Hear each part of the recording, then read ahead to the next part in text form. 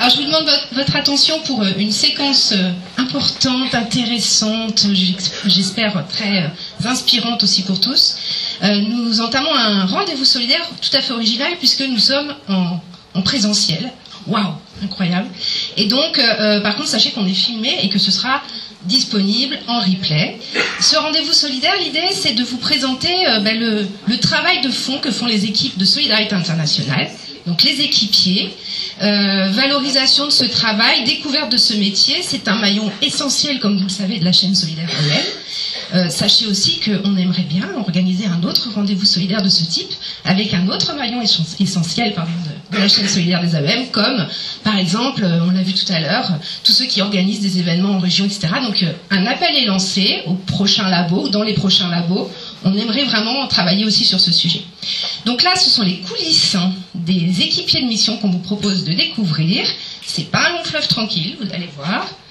Et puis, on vous propose donc 1h30 de visite avec l'ensemble des équipiers. Je vous demande de les applaudir pour les encourager, parce que c'est une prise de parole qui est pas évidente.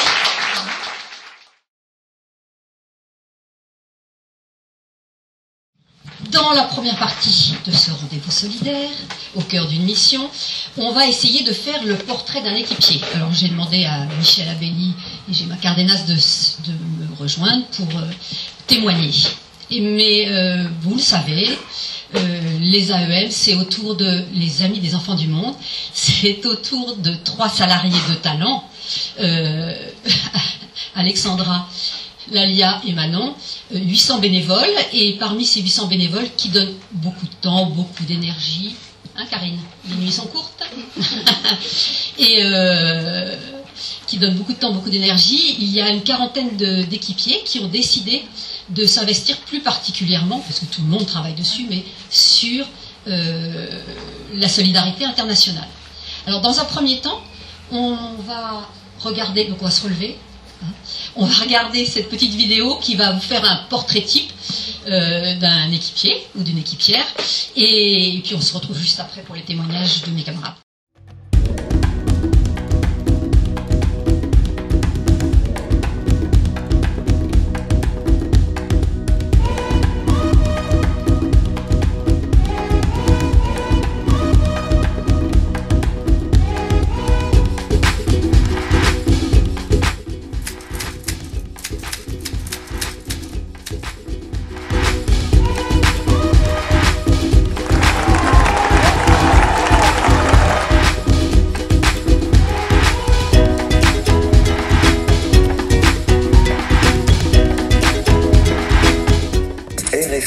La radio d'actualité internationale du groupe France Média Monde, diffusée en France.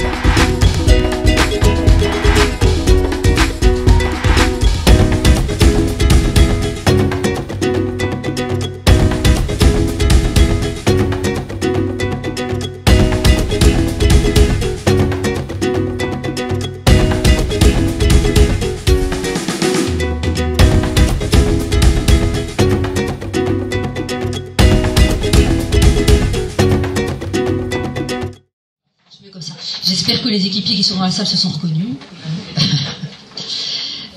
Bon, alors, Michel, toi tu es dans l'équipe Inde en ce moment, parce que je crois que tu as déjà eu d'autres expériences, et puis tu es surtout responsable de la solidarité internationale aux Amis des Enfants du Monde.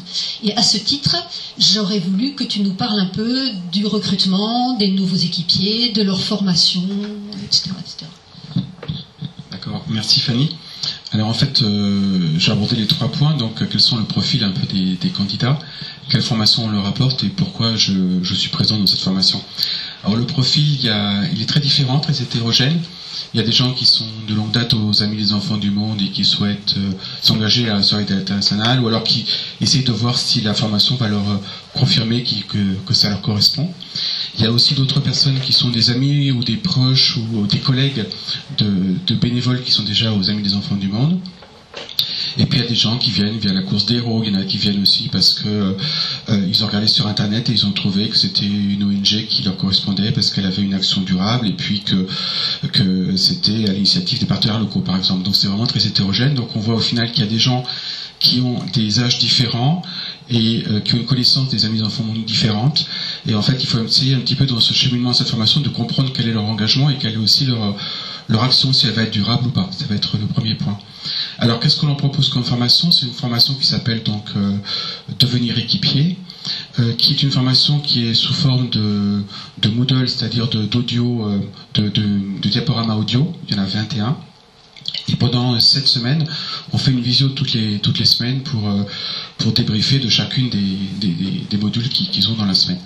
Alors, il y a 3 axes en fait dans cette formation. La première, c'est en gros pourquoi elle s'engage. Donc, essayer pour le candidat qui chemine en se lisant la notion de l'engagement, la notion du travail en équipe, la notion du risque. La deuxième partie, c'est plus la notion quels sont les AM, est-ce que ça correspond à mon éthique. Donc, il y a la notion gestion de projet, il y a la notion l'éthique des AM, etc. Et puis la dernière partie, qui est une partie plus technique, c'est les outils, qu'est-ce qu'il faut faire, etc. Voilà.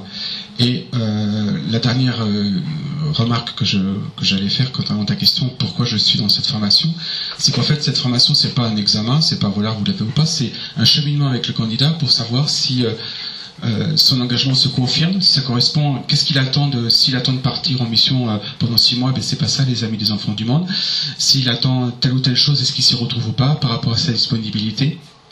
Et donc c'est un cheminement, on voit aussi sa compétence en termes de langue, qui permet d'arriver à la fin à un projet personnalisé. Voilà, c'est un peu ça la formation. Merci. Gemma.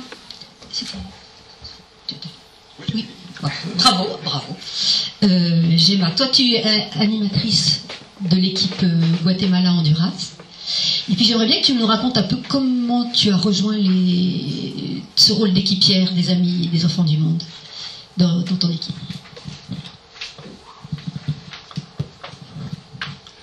Oui, merci Fanny de ta question. Donc effectivement, moi je fais partie du secteur Guatemala-Honduras depuis 2014. Et en fait, quelques années auparavant, je voulais m'engager un peu dans la solidarité internationale, mais je me posais quand même beaucoup de questions par rapport à la gestion du temps, la famille, le travail, donc tout ce qui était la logistique aussi, de pouvoir assurer la logistique de tous les jours. Bon, ça me freinait quand même un peu dans ma démarche. Bon. En 2014, donc, j'ai décidé de passer les caps. Les enfants étaient... ils avaient grandi aussi, et je suis rentrée dans le... J'aime pas parler d'intégration du secteur. L'intégration pour moi, en tout cas en espagnol, je sens quelque chose qui est un peu forcé.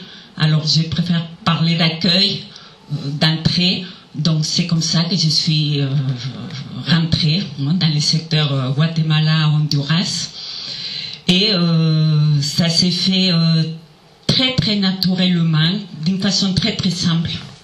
J'avais la chance aussi d'avoir l'animatrice à l'époque qui habitait dans les Landes, donc tout près de chez moi, et il y avait aussi une mission qui venait de se dérouler. Donc tout de suite, j'étais invitée pour la restitution des missions.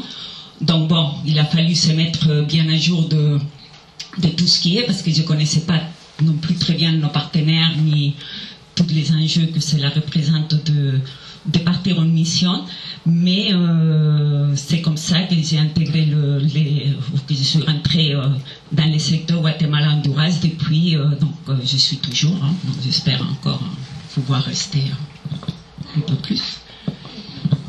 Dis-moi, toi tu dis que tu avais la chance d'avoir quelqu'un proche de chez toi, mais souvent dans les équipes on est répartis sur toute la France, et on est obligé de communiquer, on se rencontre à certaines occasions comme aujourd'hui, c'est bien agréable, mais c'est pas tout le temps.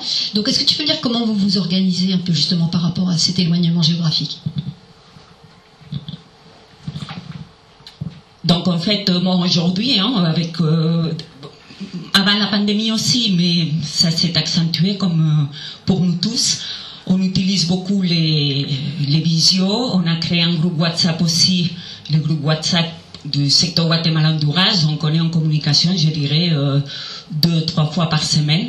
Donc aujourd'hui, la distance, elle est vraiment gérable. Il n'y a pas de soucis par rapport à ça. On organise aussi des visios avec nos partenaires, chose qu'avant la pandémie, on n'envisageait pas de les faire, on les faisait juste quand on partait en mission, mais ça nous a appris aussi à pouvoir communiquer avec eux de façon beaucoup plus régulière. Donc, non, je dirais que la communication, être proche ou pas, au loin, aujourd'hui, ce n'est pas un souci. Et la répartition du travail, les tâches, tu vois, on a régulièrement, on reçoit des mails d'Alexandra qui nous dit tiens, j'aimerais bien que vous répondiez à telle chose, puis on ne répond pas toujours, mais bon. Et donc, entre vous, comment vous décidez qui fait quoi, etc. Oui, en fait, effectivement, quand on reçoit un mail, souvent, soit Alexandra, soit la com aussi, parce qu'il faut faire planifier, la rédaction de la lave, les toits, donc tout ce qu'il faut préparer. C'est lui qui lit, en fait, le mail, il va les poster, il va l'écrire sur le WhatsApp en disant, attention, il y a ça qui vient d'arriver. Et tout de suite, les équipières se manifestent pour dire j'ai de la disponibilité, je ferai ça. J'ai pas de la disponibilité parce que nous sommes toutes les trois en activité. Je pars en vacances, ne compte pas avec moi. Donc en fonction de ça, après on s'organise. La répartition, en tout cas pour nous, notre secteur, ça n'a jamais été un problème. On est assez réactive et on se répartit très bien les tâches. Juste un dernier petit point. En tant qu'animatrice, puis avec ton équipe, vous accueillez quelquefois, vous avez eu des nouvelles personnes qui sont arrivées, justement, comme toi quand tu es arrivé. Est-ce que tu en as eu récemment et comment se passe, alors pas l'intégration, parce que c'est pas un mot que tu as, mais l'accueil des nouveaux? Oui, effectivement, nous avions intégré, accueilli dans l'équipe, dans les secteurs, il y a eu Juliette Claudel qui est restée parmi nous pendant quelques années en tant qu'observatrice et l'accueil ça s'est fait, comme je vous ai dit déjà, elle a été tout de suite mise dans les groupes WhatsApp et après on avait fait une visio aussi. On lui avait envoyé après les rapports d'émission, les rapports flash, en lui disant prends ton temps aussi parce que c'est très dense, il y a beaucoup d'informations. Et quand on ne connaît pas bien nos partenaires, on peut se dire oulala, qu'est-ce que c'est tout ça? Mais une fois on les décortique, après on comprend très vite les documents. Et ça s'est passé comme ça. Donc on a fait une visio pour se présenter l'équipe. Donc on a parlé entre nous et après par WhatsApp à nouveau. Merci à tous les deux. Et puis on va passer la parole à Yvan qui va nous présenter la deuxième séquence avec son équipe de choc.